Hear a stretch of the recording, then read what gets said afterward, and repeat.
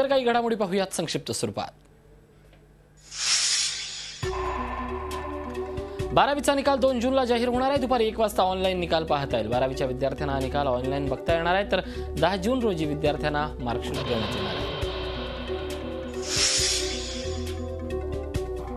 मोदींच्या मंत्रिमंडळात स्थान मिळवलेल्या रावसाहेब दानवे यांचं जालन्यात जंगी स्वागत करण्यात आलं। ग्राहक संरक्षण आणि अन्न प्रक्रिया उद्योग राज्यमंत्री पदाचा पदभार स्वीकारल्यानंतर शहरात आलेल्या दानवेंची यावेळी मिरवणूक काढण्यात आली। गोव्याच्या पर्यटनाचा लवकरच रोड मॅप तयार केला जाईल आणि त्यानुसार साधन सुविधा उभारण्यात येतील अशी माहिती केंद्रीय पर्यटन आणि सांस्कृतिक मंत्री श्रीपाद नाईक यांनी गोव्यात दिली आहे। नव्यानं मंत्री झालेले गोव्याचे खासदार श्रीपाद नाईक यांचं गोव्यात भव्य स्वागत करण्यात आलं।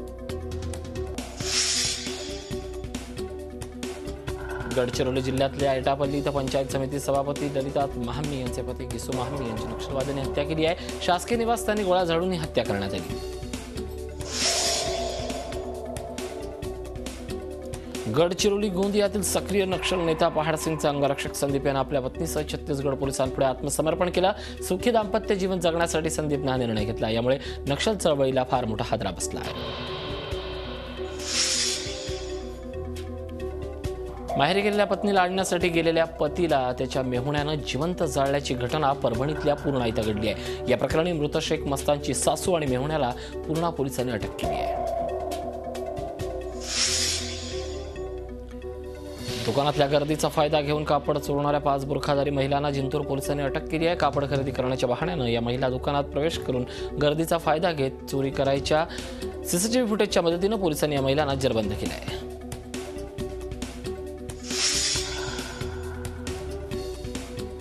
चंद्रपूर बाजार समितीतील एका व्यापाऱ्याच्या गोदामावर धाड टाकून कार्बाईडद्वारे पिकवलेले तब्बल 3000 किलो आंबे जप्त करण्यात आले। अन्न आणि औषध प्रशासनाने ही कारवाई केली आहे। चंद्रपूरच्या महाऔष्णिक वीज केंद्रातल्या संच क्रमांक 6च्या कोळसा हाताळणी परिसरात भीषण आग लागली। तापमानात वाढ झाल्यामुळे कोळसा वाहून येणाऱ्या कन्व्हेटर बेल्टमध्ये घर्षणामुळे आग लागली। वीज संचाचं कोणतं नुकसान झालं नसलं तरी आर्थिक नुकसान झाल्याचा अंदाज वर्तवला जातोय। भूतानविषयीच्या बालमनातल्या कल्पना आणि इतर प्रश्नांची थेट उत्तरं देण्यासाठी डोंबिवलीतल्या अंधश्रद्धा निर्मूलन समितीने अमावास्येच्या रात्री स्मशानभूमीत पिकनिक काढली। मुलं आणि तरुणाई या पिकनिकमध्ये सामील झाले। स्मशानात गाणी प्रश्न उत्तर असा संवाद रंगला।